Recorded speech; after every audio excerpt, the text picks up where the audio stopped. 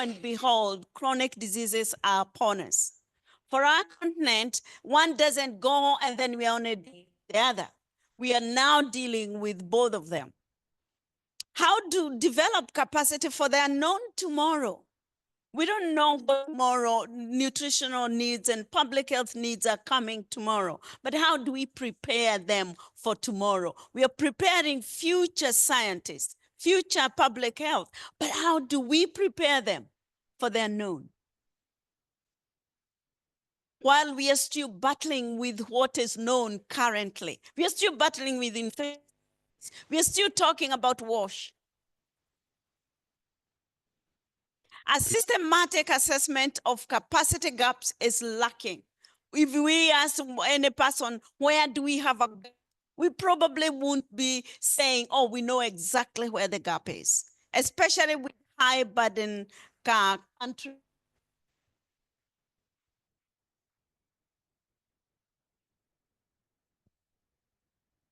So let's start today. We don't get anything in this session. What are our gaps? And how can we fill them? Limited country-specific evidence-based training materials that are practical for African situation. I'm talking about the continent of Africa. A function of outside the context training for majority of the professionals serving in Africa. We always think we were doing at Texas Tech University, we can just come to Ghana and do it. And all of you know it is not right. The context in Texas Tech where I practice does not transit and conditions, culture, and lack of it in Ghana. Inadequate academic and funding focus on public health and nutrition. Our governments, our policies don't see this as primary need. A function of limited leadership and advocacy skills at the policy level on external funding. Do we have enough? When we elect to the parliaments, to policymakers, do we tell them we need somebody for public health funding? Limited capacity for broader skills that enable individuals to work as part of multi-sectorial, multi-stakeholder, or multidisciplinary streams. Do our nutrition graduates, when they leave, can they talk in the equal level, in the equal forum with somebody in agriculture, and yet we are in the same system? With somebody with industrialization and development, and yet we are in the same system.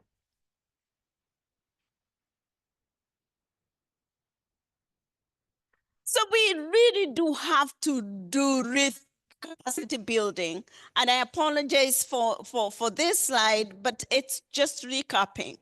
We need to rethink. Now that we know where the gaps are, how do we do? Capacity building requires to look at where we have come, determine where we want to go. We don't know. We don't sit down as a people and say, this is where we've been. It doesn't look good. We want to go there. We were champions, but are we diseases? And they are here with us. The presence of overnutrition at the face of undernutrition has to rethink, to interventions for both, not just for one, but for both. Capacity to accommodate the changing health dynamics, ability to efficiently and effectively conduct research coupled with the training of the implementation. Research continuously. Where are we? We can't go forward without knowing where research is, and then equip people to deal with the implementation. In capacity building, should apply theory and behavior change. We want people to change. We don't just want people to know. We want people to be able to use their knowledge and change their behaviors. So in the implementation, we really use best practices. Studying the public health is central to development. Strong alliances at all levels need to be developed. Rethinking capacity building will require timely and decisive action subject to robust accountability. Whom are we accountable to?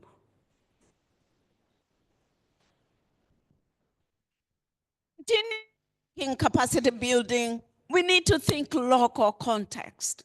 It doesn't matter where we've been trained, where we are coming from, but we have to think local if we are going to have effective capacity building approaches. Understanding that a promise to free Africa, malnutrition, and chronic diseases through nutrition will not scale unless it's accompanied by investment in human capital and institutions to support emerging targets, programs, and agendas. The makers are doing. We need to have representative at our policy making area. Rethinking capacity building, qualified to deliver relevant services using the best practices with African context in mind. Capacity trained to develop relevant policies based on the local research for the extended community. Capacity qualified to mobilize local and external resources for sustainably delivery services. We do have some money, we do have some resources, and we can utilize them to carry our research in Africa. Capacity development, because sometimes when money comes from outside, it comes with its agenda. And it's not based on the local needs. It's not based on the community needs. Capacity development at the individual, community, and organizational level using socio-economic model is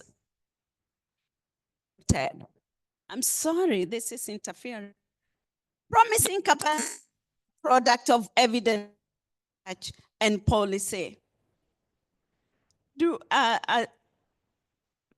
Sorry. And so because of time, I will not be able to go all this, but rethinking capacity means rethinking leadership. It means rethinking resource mobilization.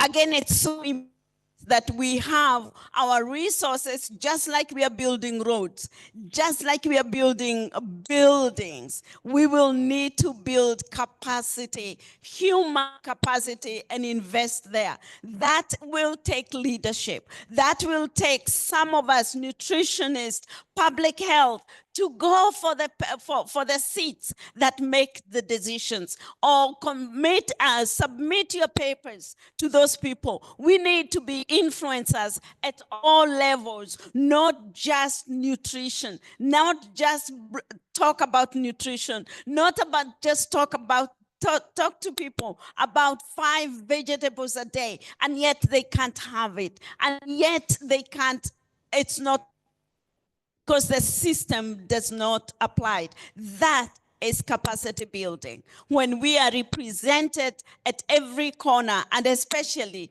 at the decision making. Enforce resource sustainability. I think when we are here in Africa, sometimes we don't see as this, what we do in public health, as it is worth looking money for, mobilizing resources, both externally and internally, from the country, but with our agenda. I want to repeat that I'm posing for us to get. It's okay to get money from anywhere. It's okay to get money from Texas Tech, but whose agenda? As long as it's Texas Tech agenda, we are not getting it. We need to look for money with our agenda to solve our problems, but we need to know how to get that money. But without leadership in our countries and influencing that, then we will still have a need. And so I have just been told there is time, so I'll move on. Thinking project management. Can we be relied on? Is there accountability in the way we do our management so that we can be trusted with those funds and resources so that we can bring to an end from problem assessment, implementation, analysis of the data, and continue to tell people, this is what we have seen, this is what we have done. We deserve your money. We deserve a portion. Project management and leadership is just as important as knowing that calories come from here and nutrients come from here. I am calling us to step up. Project management refers to the planning and organization that sometimes we fail. We don't have to look very far to ask, how are we managing our project? Adapting quality project management. Capacity building is a continued process that acts in parallel at each point along the public health intervention planning cycle. So as we do a good job in assessment of knowing where the problem is, we should do a good in investing, in implementation, in collecting the data, in bringing the conclusion. And that conclusion is not good enough just for the conferences. It is meant to go to the policymakers. How are we taking our conclusions? Is a report, is a research report in a conference effective in changing the people we are fighting for?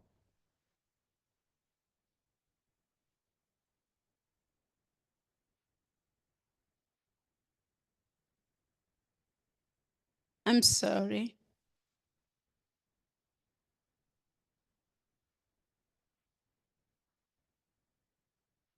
So the Jakarta Declaration states that in order for health promotion actions to be effective, my very point, people need to be at the center of decision-making process.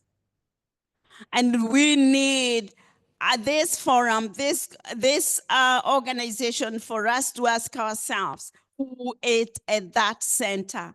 Where are we taking I went to see the posters and I'm impressed. I'm impressed by our young people, our graduates, and the work they're doing and the knowledge they already have. I am so impressed. But do they stop there? Who else will read this poster? I can read that poster and be impressed, but I have no money. I have nothing to do. I can't take that student from there to another place. We need to rethink what we are doing and where we need to go. So Jakarta Declaration says that in order for health promotion actions to be effective, of decision-making process. Let's do that by engaging the community, increasing the involvement in health service design, engaging the community, encouraging them to identify their public health nutrition problems, supporting their involvement and strategy. Identification of strategy planning, implementation are crucial to build sustainable capacity in public health and nutrition practice.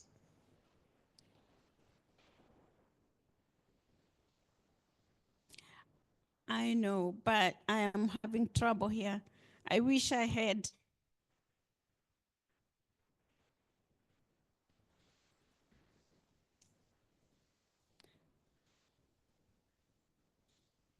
So what are we saying?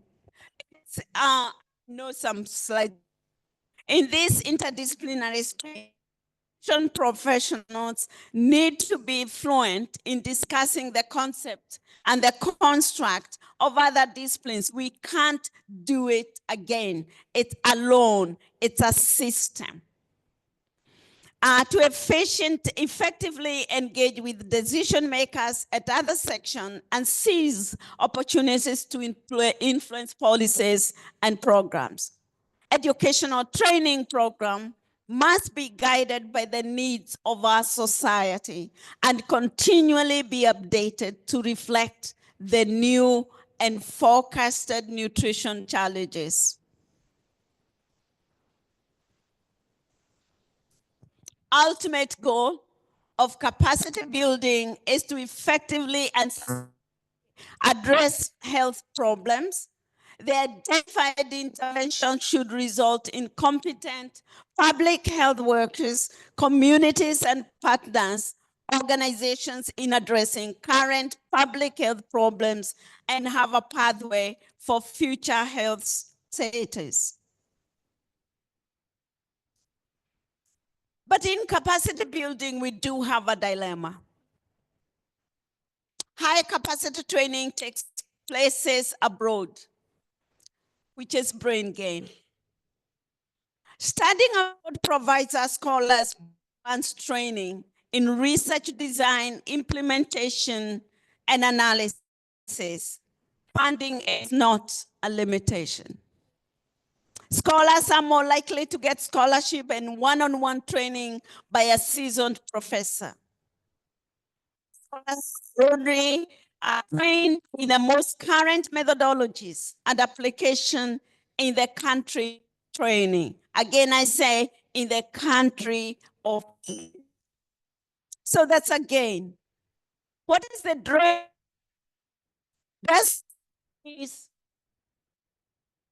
Diaspora trainees are admitted competitively. So we really are giving up our best. They tend to train and work in the country of training.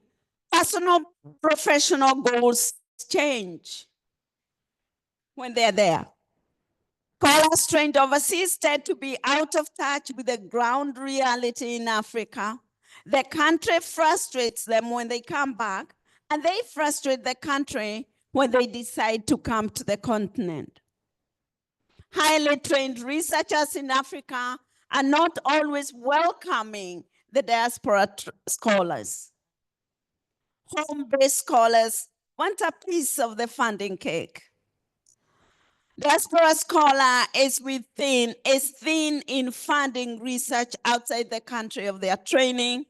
When funded, the research is an interest of the organization rather than the community needs. How do we reconcile the dilemma? ANS is positioned to help us reconcile this dilemma. Home-trained scholars have the local knowledge, trust, and ground information. Diaspora scholars have more advanced and current strategies and most probably external resource. There is exaggeration on both. These two groups of scholars need to marry their advantages and transform the dilemma advantage. And scholars should study abroad, but conduct their research in Africa. Diaspora scholars should mentor younger scholars looking for advanced education. I cannot tell you how many of the young people gave me their resumes or wanted to talk to me because of that opportunity. Diaspora and home scholars should collaborate. And at a personal level, yes, at university, I have mentored over 10 doctoral students, approximately as each year. Work to give to the world. All but one conducted their research in their home country, have therefore being able to conduct research in Malawi, Kenya, Bangladesh, Saudi Arabia, Mexico, Vietnam, Ethiopia, to few. Community health workers in each of those countries. I dealt with policymakers in each of those countries.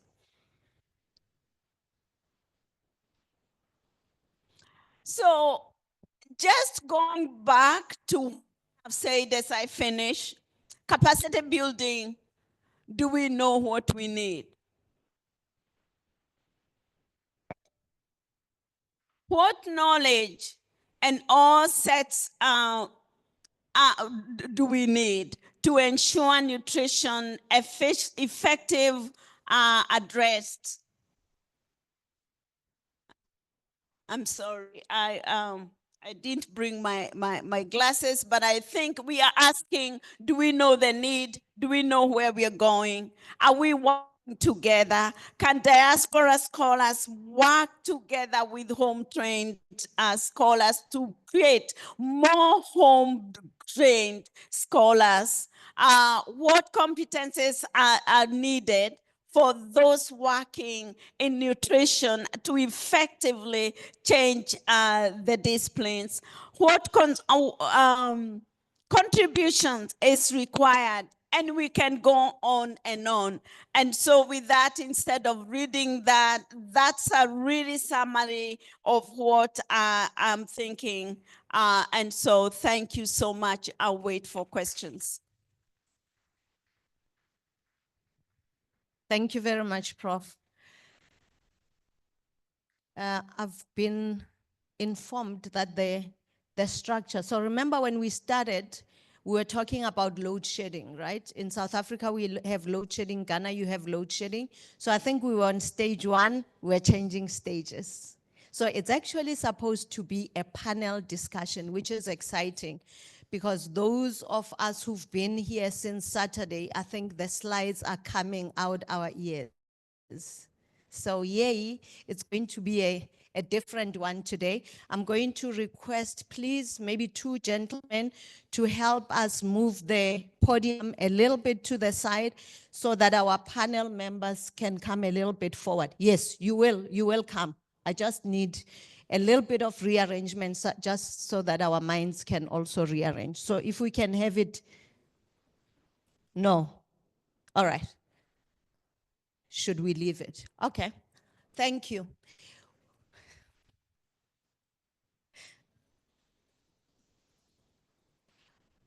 Our next speaker, oh, you're already here. Thank you. Can you please move it a little bit to the side, even as I introduce the next speaker? No. Yes. Okay. Ms. Tambra Stevenson. She is the North American representative of the African Nutrition Society and an advocate for nutrition and food systems transformation. She is completing her PhD in communication at American University, where she is a researcher and an adjunct professor. Her academic focus explores how digital narratives shape public perceptions around food, nutrition, and policy. She leads professional development workshops that empower culinarians and creatives to innovate, streamline operations, and enhance communications through generative AI. As the founder of Women Advancing Nutrition, Dietetics, and Agriculture, she has empowered a generation of women and girls across Africa and the diaspora through education, advocacy, and innovation. She's also an advocate for a food bill of rights, a campaign to secure access to nutritious foods as a Tambra's work has been recognized on prominent platforms such as the National Geographic Traveler, TEDx, the World Food Prizes, the US Library of Congress, SOCAP Global,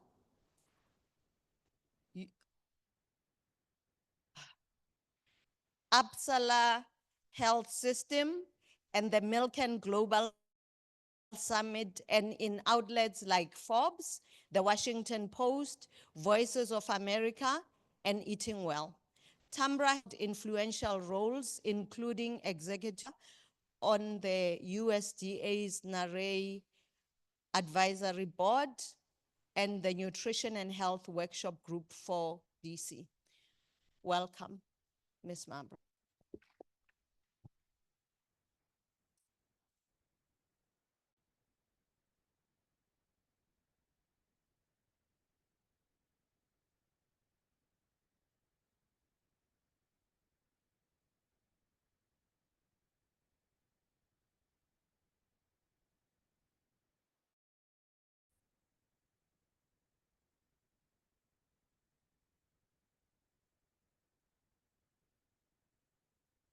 Good morning, everyone. As they warm up the projector, I'll get started. It's an honor and pleasure to be here in front of you today. I want to first honor our ancestors for bringing us this far, honor Dr. Zator, who's been a powerful mentor for me and so many of us here today. I've traveled from Washington, D.C. to be a part of this, who I've had a chance to break fufu and rice and things yesterday at Becky K's. We got to support our local restaurants, so it was such a joy. And so I am the founder and CEO of Wanda. I started in 2018, launched it in Washington, D.C. at Shea Laline, which is a Ghanaian woman-owned shea butter company that empowers women here in Ghana by Rahama Wright. And also we launched in Abuja that same year in at Esteemed International, which is operated by another Nigerian woman who has been a board member for us. And part of why we were intentional is that my backstory is I'm an African American who traced my heritage back to the Fulanis in northern Nigeria. And as a way to give back to my community, I created Wanda, one for acknowledging that there are very few, 2.5% of registered dietitians, nutritionists, and nutrition students who are of African descent in the US. So we have a brain drain of our own.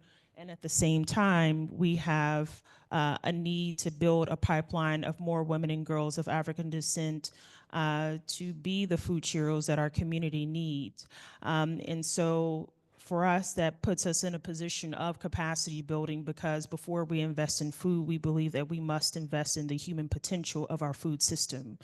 And when we look at hunger around the world, representing 60% of that being those of my gender, it becomes clear that if we want to change the trajectory of our current system, we must empower those who have been marginalized and decentered and hidden within our food system.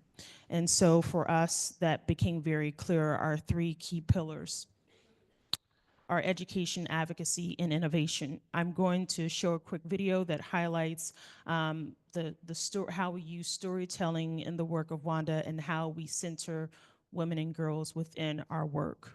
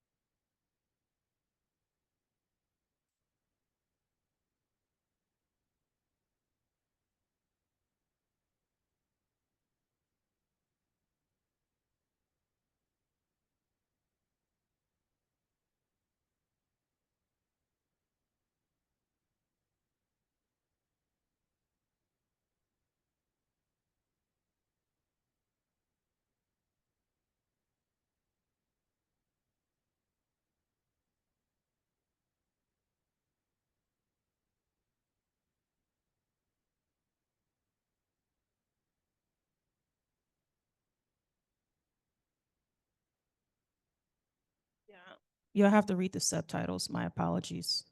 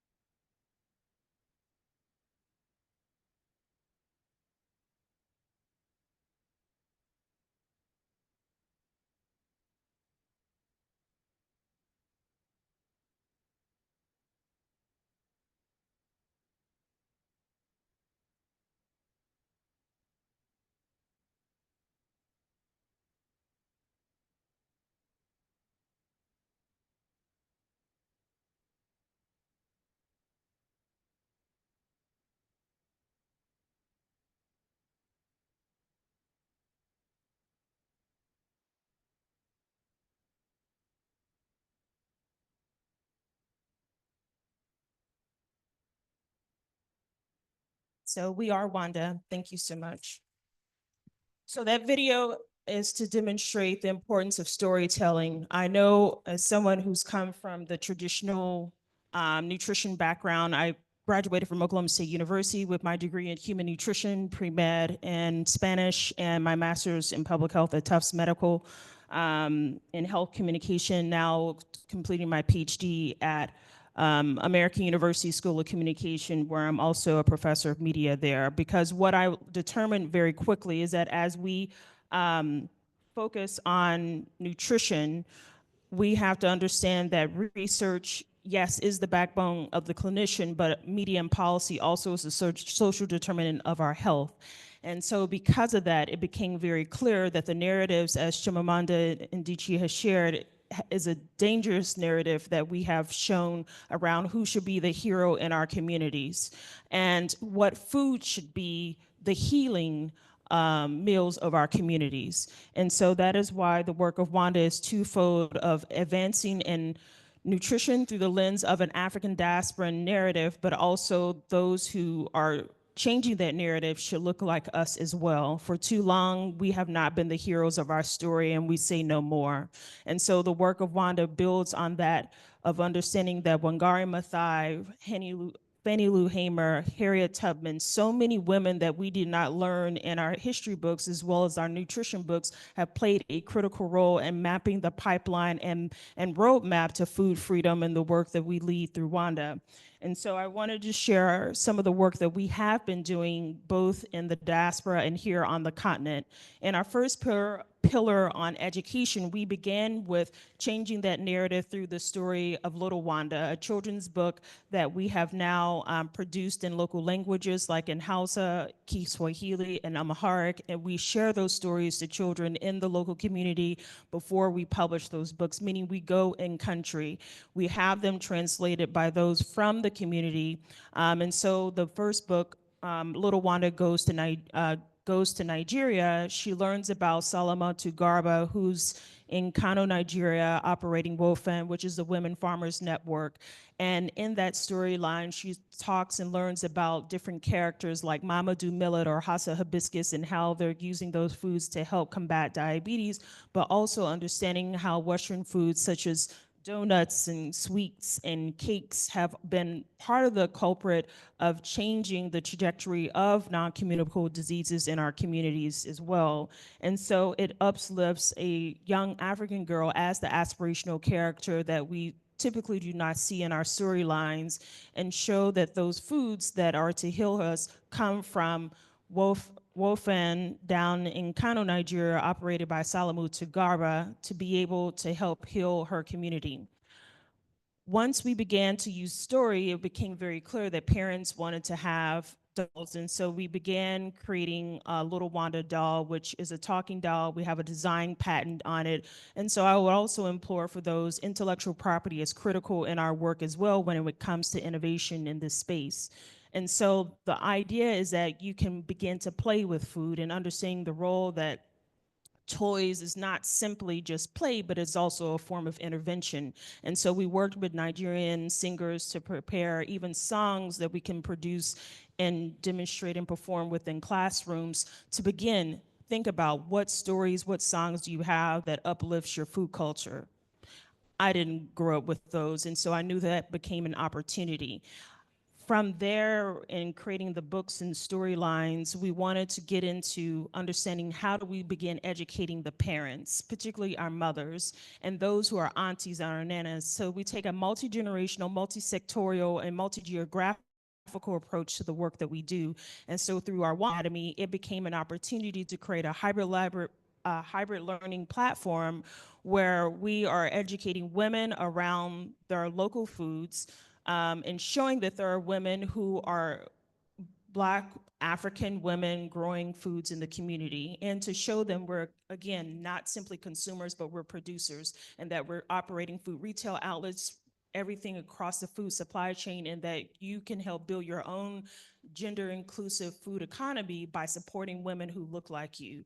And so through the Wanda Academy, we expose them to the dietitians who are from their community, those who are therapists, because we know mood, food, root connections are real when it comes to self-medicating, when we tend to, as women, eat sweets as a way to self-medicate the stressors of life. And those stressors only help to exacerbate non-communicable diseases. And so making those mental health, physical therapy, physical health connections is critical.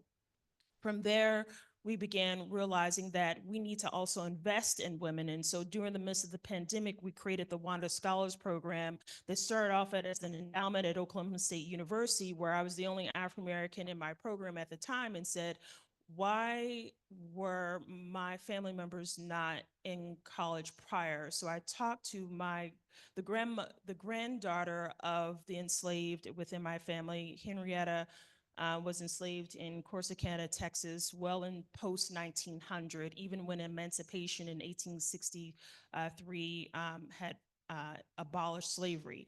However, it was clear that financial hardship was another way to reduce the opportunities for those of African descent. And so for that, in her honor, I created the Wanda Scholar Program that funds women of African descent who are pursuing degrees in agriculture, nutrition, and dietetics. So every year, a woman receives a scholarship. We're now supporting women in animal science and in nutrition and in dietetics. Our board member in Nigeria saw that there was an opportunity to do the same there as well. And so when the university strikes happened, as they seem to often do, it was it proposed a moment to think, what can we do? We knew that the concept of endowment was not well established in the country, as well as the concept of student loan. So as we're fighting for student loan forgiveness in the States, we realized even that is a Western privilege. And so we thought, what could we do? And so it became very clear that we needed to create our own scholarship program. We created a program where we're working with local NGOs so they can provide the mentorship, life skills training, and then we fully fund any student that is a woman of African descent going through Bayero University in Kano, Nigeria, to scholarship through the Wanda Scholars Program. And so as of today, we're funding 45 women through that program. And so you don't know the significance of that until you begin receiving the letters from the families and from the girls. We have worked directly with the university, with the registrar and faculty to where it is a truly wraparound program and creating a sisterhood within the program. And so that means we hear the stories of the girl who needed eyeglasses. So we're looking at everything that impairs your ability to academically perform. How do we provide that service? If you need a cell phone because you need to text your other Wanda women, how do we give you that information at your disposal? And so through the Wanda Scholars Program, we quickly realized that this is not only helping with human trafficking issues, it's providing a seed of hope to communities and families who did not know what their future possibilities for their daughter was. The other part of it is building that sense of belonging and community when you're new to university life and you need a sense of direction and focus, and to know that your faculty has your back just as much as your classmates. That it's no longer a competition because funding is now off the table. So everyone has the opportunity to feel that they're on an equal playing field and they should be equally in support of one another as a sister. And so the next step in our process with this program is now to introduce internship, as acknowledging that so many come out with university degrees but no jobs. We understand that creating those experiences is helping to be resume ready. And so we were reached out by a livestock radio program based in Kano, Nigeria, that provides content around the clock on nutrition, ag, information to the community. And so we said, let's develop an internship where nutrition students can have a student-led nutrition production where they're developing the script, they're presenting the information on radio, they're also working with faculty and to ensure that it's evidence-based in the creation of that content, and they're educating a much wider population than when I was an extension agent, where you might have 5 or 10 people in a room. Now you're leveraging digital media as a way to share through the airwaves the powerful importance of what nutrition means to our communities. And so once they become a sophomore, they will be eligible to then do a summer intern.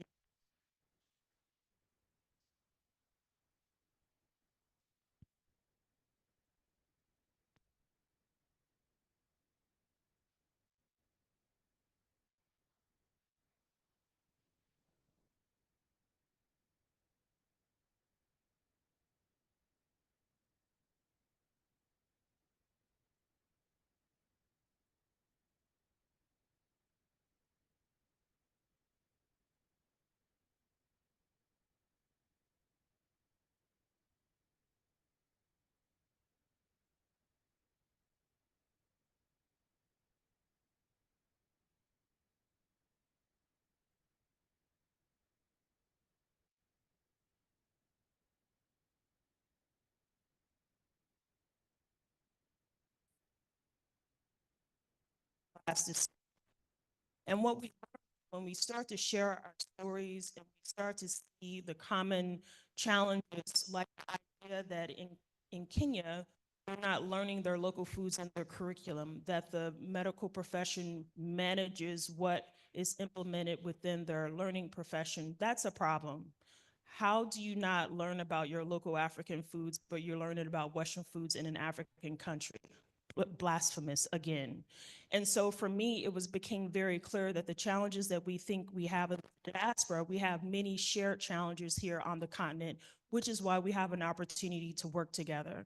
And so I just want to share the last part of our pillar is on advocacy and innovation. Advocacy begins looking like championing for the right to food. This year, World Food Day, the theme is right to food. And so our focus has been, how do we ensure that right to food should also be our medicine? It should be a part of nutrition security. And so after 2 years of advocacy from the very first second ever White House Conference on Hunger, Nutrition, and Health, we developed our first policy report to the White House around what are the issues are of concern of women of African descent when it comes to food and nutrition.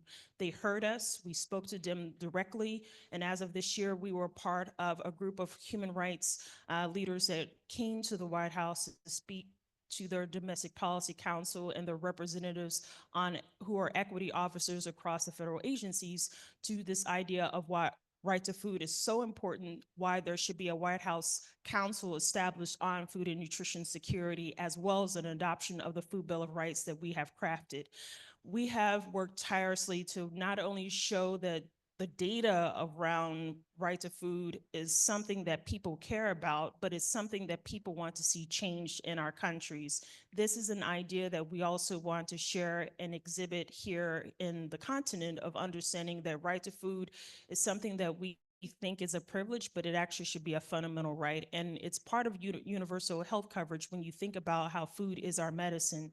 And that is why we went into partnership with Johns Hopkins University this year to now host a Food is Medicine in the Black Community Gathering that will center not only those of the African and the diaspora, but also our foods, as showing that they should also be our medicine and be appropriately researched. And so as we look to the world of innovation and how entrepreneurs have an opportunity in the diaspora to not only source made in Africa goods, but also acknowledge that the media markets in the diaspora has an opportunity to elevate the conversation and provide more investment dollars into what is happening here in the continent. And we've seen that happen by those who are entrepreneurs highlighted at the Summer Fancy Food Show in New York. It's an industry show that Prosper Africa has been able to have more of a stage in being able to have a platform for African food entrepreneurs. That's what we need to see: more aid, less aid, more trade. And we can do that through building a better inclusive food system that shows that African foods is part of the table when we think about food as medicine. So, in wrapping up, I just want to share that Wanda is part of that, is part of the ecosystem that is tandem with the African Nutrition Society as not only the regional representative, but also getting the narrative into storylines. I did a piece for Eating Well magazine last year called African Heritage Diet as Medicine, How Black Food Can Heal the Community, and also have put in an opportunity to be a part of a publication about food identity and culture by Zoe, who published the book Zoe's Ghana Kitchen, which will be all about sharing stories like Wanda and others about how we're serving up tables for change and encouraging those to understand that our identity around African food and the role that women play within that is critically to be uplifted. So I just want to thank you for the opportunity to be with you all today and enjoy the rest of the conference. I have brochures afterwards for anyone who wants to learn more about our work.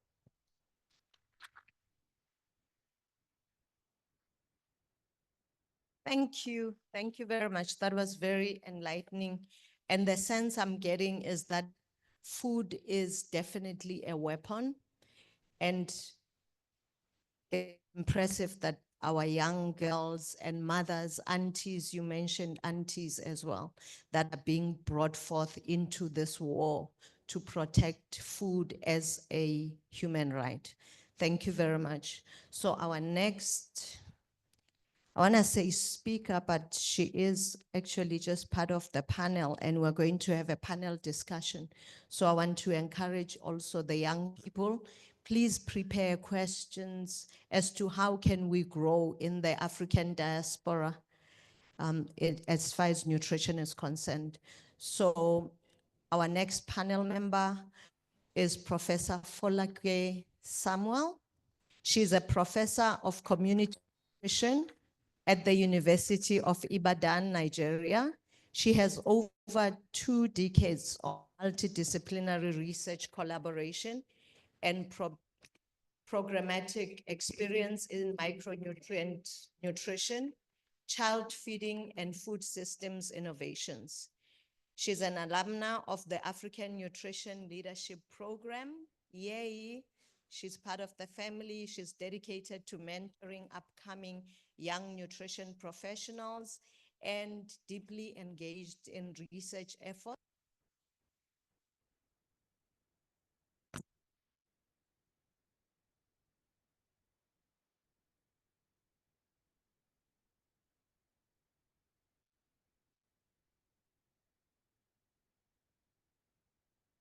The opportunity to be part of this conversation.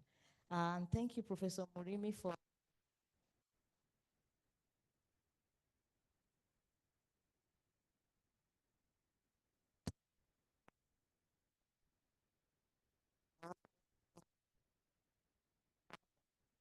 it's not one organization is Wanda. I think it's in order to call her Wanda. Thank you for that good story about what is happening as an African in the diaspora and what you are doing on the continent.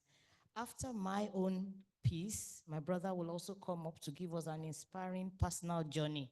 So I'm trying to, weave the line through what all of us are here to talk about. I am here in the next 10 minutes or so to interrogate the issue of whether our African experts and scientists who are in the diaspora, is it a gain to us or is it a drain or a hybrid of both? So that is what I'm here to talk about. So the diaspora, we cannot run away from it. It's already part of us. We know there are 5 regions of Africa: East, South, Central, and North. But in Wikipedia, the 6th region of Africa is actually the diaspora. And it talks about the communities of people of African descent who live outside Africa. They become Africans in diaspora because they've migrated. And migration is voluntary movement. Nobody forces you. You go on your own volition to another country. It's your choice, it's your agency, it's aspirational, and you go. You search for better opportunities. Sometimes you go and study, that's also part of better opportunities, but there are main drivers to this issue. something is pushing you out of your country, something is pulling you into the other country. The push factors could be economic, political, or social, and the pull factors are those attractions, those opportunities that draw you. And sometimes you even have the mind to just go and come back, but when you get there, you find out that, wow, I have to stay back. So the diaspora is an important part of Africa, and it has been happening for a long time. Recently, the trend has significantly increased, especially from countries like my country, Nigeria. There's no family in Nigeria that doesn't have a member in diaspora, a cousin or a sibling or an aunt or parents or your child is in the diaspora. So from Nigeria, from Ghana, from Ethiopia and other African nations, we have migrated en masse to Europe, North America, Middle East. And according to the figures, about 17 million Nigerians, and I'm using that example because that's my country, about 17 million are in the diaspora. That's a whole country, a whole country. So this issue has come to stay, and within those people who have migrated are the professionals, are the experts. In fact, they are the most who have gone. So there are drawbacks of this issue for both the country that is losing people, losing in quote, and for the countries that are receiving. For those that are receiving, there's an influx of skilled workers, and that's a plus, but it also gives issues about migration, integration, and labor markets considerations. It's a big issue in the UK. On the side of the country that is releasing people to go, brain drain is a main issue, and that's what we're talking about. The loss of skilled professionals, scientists, and experts to other countries. Let's quickly look at some of the negative impacts, which we know. There are economic impacts, decline in productivity in those countries because the creative minds have gone, the innovative minds have gone, and it affects overall economic growth. Then there are also social and cultural issues. We have problems in the education sector and in the healthcare sector where scientists and professionals like nutritionists and dietitians have left. And it also leads to cultural erosion, even food culture, like one about. There's cultural erosion of our food, our nutrition from the traditional point of view. Now, it's also very expensive to replace a lost a migrant. Somebody has gone through 6-3-3-4, as we say in my country, 6 years in the primary school, 3 in the junior high, 3 in the other senior high, and 4 in the university for the BSc. And then you've gone ahead to do master's and PhD, and then with 10 years experience afterwards, and then you go. It's a big loss. It's irreplaceable. Even if younger people are employed, the experience that you've gained is lost in a way. So that's a problem. Another negative impact is what is called extalgia. Extalgia is a word that was coined by one of the University of Ibadan from Institute of African Study, and it talks about the trauma of the left behind. And it is applied in several ways, but for us in the workplace, the depleted workforce leaves those of us who are left behind tired, burnt out, and frustrated. This is a negative impact of brain drain. And on the global level, it contributes to inequality of workers. But it can also have benefits. You know, we are talking of drain or gain. The first benefit is remittances. Those who have traveled remit resources to the continent, to their families, and even to their organizations. For example, in the universities, which is the experience in my department, some have created, time to look back and say, well, this particular infrastructure in the department, let me contribute to it. Let me add to it. Let me send books. Let me help you with the generate the inverters. So we have remittances, but more importantly, we have knowledge transfer. They bring their new skills, their knowledge and their experiences, and they share with us back at home. And they